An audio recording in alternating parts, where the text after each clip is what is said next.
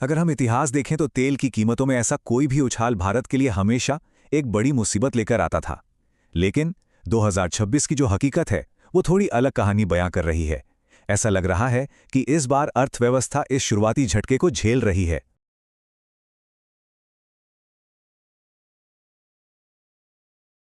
28 फरवरी 2026, एक तारीख जो शायद इतिहास में दर्ज हो जाएगी।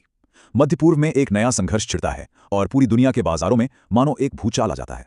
चारों तरफ सिर्फ अनिश्चितता है, लेकिन इस पूरे शोर के बीच आज हम सिर्फ और सिर्फ तथ्यों का विश्लेषण करेंगे। और यही वो सवाल है जो आज सबके मन में है। एक तरफ जियोपॉलिटिकल टेंशन अपने चरम पर है, तो दूसरी तरफ भारत की आर्थिक मजबूती की एक बड़ी परीक्षा है। क्या भारत इस तूफान से खुद को बचा पाएगा? चलिए आंकड़ों और फैक्ट्स के साथ इसका जवाब ढूंढते हैं। देखिए, सब कुछ कितनी तेजी से हुआ। फरवरी के बिल्कुल अंत में हमले होते हैं और उसके तुरंत बाद ग्लोबल एनर्जी मार्केट्स में ज़बरदस्त हलचल मच जाती है। और फिर ईरान में सत्ता का बदलना इस सिचुएशन को और भी ज़्यादा कॉम्प्लेक्स बना देता है। तो चलिए पहले सेक्शन से शुरू करते हैं, अनिश्चितता में दुनिया। और सबसे पहले ये समझने की कोशिश करते हैं कि वॉशिंगटन का ऑफिशियल स्टैंड क्या है। अब ये बयान काफ़ी दिलचस्प है। अमेरिकी प्रशासन की तरफ से कहा जा रहा है कि उनका जो मिलिट्री ऑब्जेक्टिव था वो बहुत हद तक पूरा हो गया है। वो इसे एक छोटी लिमिटेड कार्रवाई की तरह दिखाने की कोशिश कर रहे हैं। और यहीं पर अमेरिका का दोहरा नजरिया साफ दिखता है।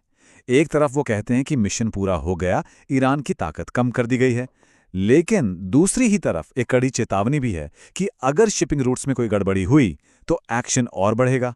और इसी दोहरी बात ने बाजार की अनिश्चितता को और बढ़ा दिया है। अब आते हैं दूसरे सेक्शन पर, वैश्विक ऊर्जा का झटका, और देखते हैं कि ये जो जियोपॉलिटिकल टेंशन्स हैं वो सीधे सीधे बाजार के डर को, खासकर एनर्जी सेक्टर को, कैसे बढ़ा रही हैं। देखिए, दुनिया भर के बाजारों की सांसें अगर कहीं अटकी हैं तो वो है हॉर्मुज़ जलडमरू मध्य। ये एक तरह का चोक पॉइंट है, मतलब एक ऐसा तंग समुद्री रास्ता जहां से दुनिया की एनर्जी सप्लाई का एक बहुत बड़ा हिस्सा गुजरता है। और ये कितना ज़रूरी है इसका अंदाज़ा आप इस नंबर से लगाइए। दुनिया की कुल तेल सप्लाई का लगभग 20% इसी एक पतले से रास्ते से होकर जाता है। अब आप सोचिए, यहां जरा सी भी रुकावट आई तो क्या होगा? और इसका असर तो तुरंत ही दिख गया। आप आंकड़ों में साफ देख सकते हैं। जो कच्चा तेल संघर्ष से पहले लगभग $69 प्रति बैरल पर था, वो कुछ ही दिनों में $80 के पार पहुंच गया। मतलब सीधा सीधा $11 से ज्यादा का उछाल। और बात यहीं खत्म नहीं होती। वॉल स्ट्रीट के जो बड़े बड़े एनालिस्ट हैं वो तो इससे भी खराब सिचुएशन का अंदाजा लगा रहे हैं। अगर हॉर्मुज़ में रुकावटें बनी रहीं तो $100 का लेवल तो टूट ही सकता है। और बहुत ही गंभीर हालात में $150 प्रति बैरल की बात भी अब नामुमकिन नहीं लग रही। देखिए, ये सिचुएशन बहुत तेजी से बदल रही है। अगर आप ऐसे ही विश्लेषण और ताज़ा जानकारी से जुड़े रहना चाहते हैं तो लाइक और सब्सक्राइब करना ना भूलें। और हाँ, ज़्यादा गहराई से चर्चा के लिए आप हमारे मुफ्त व्हाट्सएप कम्युनिटी में भी शामिल हो सकते हैं। इसका लिंक आपको चैनल पेज पर मिल जाएगा। चलिए अब आते हैं सबसे अहम सवाल पर। भारत की आर्थिक ढाल कितनी मजबूत है? इस पूरे ग्लोबल तूफान के बीच भारतीय अर्थव्यवस्था कहाँ खड़ी है? क्या वो इस झटके को सह सकती है? अगर हम इतिहास देखें तो तेल की कीमतों में ऐसा कोई भी उछाल भारत के लिए हमेशा एक बड़ी मुसीबत लेकर आता था। लेकिन 2026 की जो हकीकत है वो थोड़ी अलग कहानी बयां कर रही है। ऐसा लग रहा है कि इस बार अर्थव्यवस्था इस शुरुआती झटके को झेल रही है।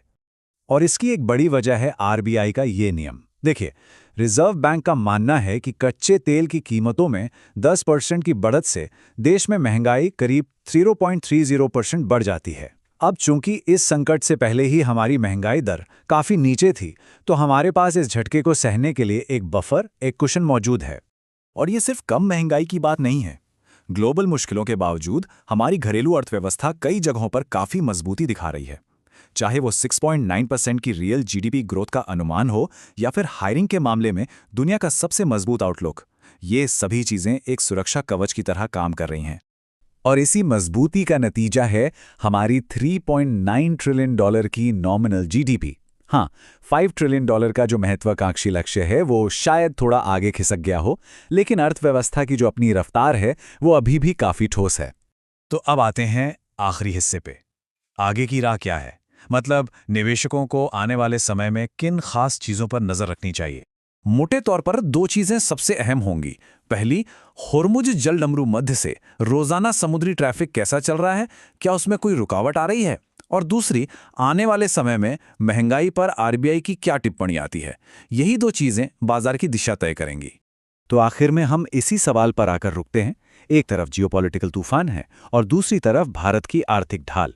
अब देखना यह है कि इस नाजुक संतुलन का आगे क्या होता है और भारतीय बाजार के लिए अगली बड़ी चुनौती क्या होगी। एक जरूरी बात, ये पूरा विश्लेषण केवल शैक्षिक मकसद के लिए है।